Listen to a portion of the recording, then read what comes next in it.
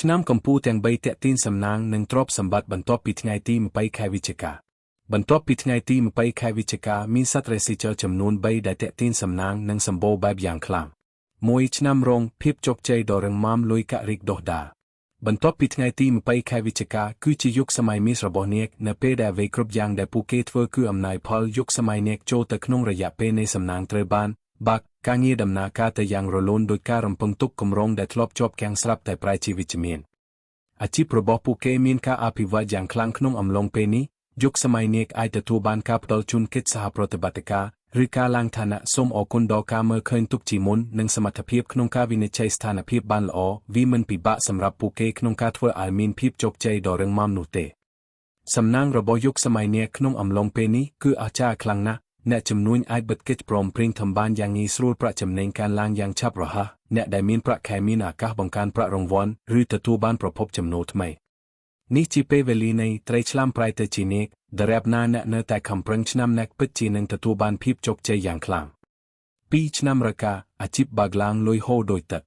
ម៉ាន់គឺជាសត្វរេស៊ីចរដែលមានឆន្ទៈខ្ពស់មានចំណង់ចំណូលចិត្តក្នុងការរកលុយបន្ទាប់ពីថ្ងៃទី20ខែវិច្ឆិកាដោយមានការគាំទ្រយ៉ាងខ្លាំងពីមនុស្សថ្លៃថ្នូរអ្វីគឺអំណាចផលខ្លាំងណាស់ការខិតខំប្រឹងប្រែងដែលស្ងៀមស្ងាត់ពីមុនរបស់អ្នកចាប់ផ្ដើមរីកដុះដាលនិងបង្កើតផល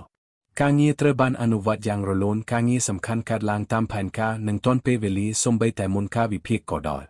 បុគ្គលិកការិយាល័យត្រូវបានចាត់តាំងភារកិច្ចធំយ៉ាងងាយស្រួលប្រាក់ចំណូលកើនឡើងយ៉ាងឆាប់រហ័សកេរ្តិ៍ឈ្មោះត្រូវបានបញ្ជាក់ហើយអ្នកជំនួញមានឱកាសពង្រីកទីផ្សារចុះហត្ថលេខាលើកិច្ចសន្យាធំនិងប្រាក់ចំណេញកើនឡើងសំណាងកើនឡើងជាលំដាប់ជារៀងរាល់ថ្ងៃប្រាក់ចំណូលចម្បងមានស្ថិរភាពប្រាក់ចំណូលបន្ទាប់បន្សំក៏មានទំនោរកើនឡើងដោយសារគម្រោងសហប្រតិបត្តិការឬការវិនិយោគតូច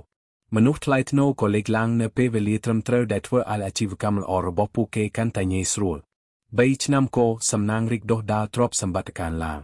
ឆ្នាំជ្រូកគឺជាសត្វរេស៊ីចក្រដែលខិតខំប្រឹងប្រែងតាំងចិត្តនិងសុភាពរាបសារជាមួយនឹងប្រជ័យយ៉ាងជ្រាលជ្រៅបន្ទាប់ពីថ្ងៃទី20ខែវិច្ឆិកាមានរយៈពេលនៃការផ្ទុះយ៉ាងខ្លាំងនៃសំណាងឆ្នាំជ្រូកទទួលបានលំហូរជីវិតដ៏រុងរឿងយ៉ាងខ្លាំងការងារកាន់តែងាយស្រួលសម្ពាធត្រូវបានកាត់បន្ថយវឌ្ឍនភាពកាន់តែរលូនជាងពេលណាទាំងអស់ហើយអ្នកមានពេលវេលាច្រើនដើម្បីអភិវឌ្ឍគោលដៅសំខាន់ក៏មានចំហានដ៏ធំមួយទៅមុខក្នុងអាជីពផងដែរឆ្នាំជ្រូកអាចជួបអ្នកណែនាំឬដៃគូល្អបានយ៉ាងងាយស្រួលដែលជួយអ្នកបើកទិសដៅថ្មីមួយមិនថាមុខតំណែងអ្វីក៏ដោយឆ្នាំជ្រូកបញ្ជាក់ពីកិត្យានុភាពនិងកេរ្តិ៍ឈ្មោះផ្ទាល់ខ្លួនសំណាងនៃឆ្នាំជ្រូកកើនឡើងយ៉ាងខ្លាំងក្នុងទិសដៅដែលមិននឹកស្មានដល់អ្នកអាចទទួលបានប្រាក់ចំណូលប្រាក់ចំណេញពីអាជីវកម្មឬប្រាក់សន្សំដែលមិននឹកស្មានដល់ដែលចាប់ផ្ដើមទទួលបានផលចំណេញនេះគឺជារយៈពេលនៃឆ្នាំជ្រូកឆ្ពោះទៅរកទ្រព្យសម្បត្តិអ្នកកាន់តែមានការតស៊ូនិងឆ្លេះវៃសំណាងរបស់អ្នកនឹងផ្ទុះឡើងកាន់តែច្រើនទាំងជីវិតសម្ភារៈនិងខាងវិញ្ញាណនឹងត្រូវបានលើកឡើងដល់កម្រិតថ្មីមួយ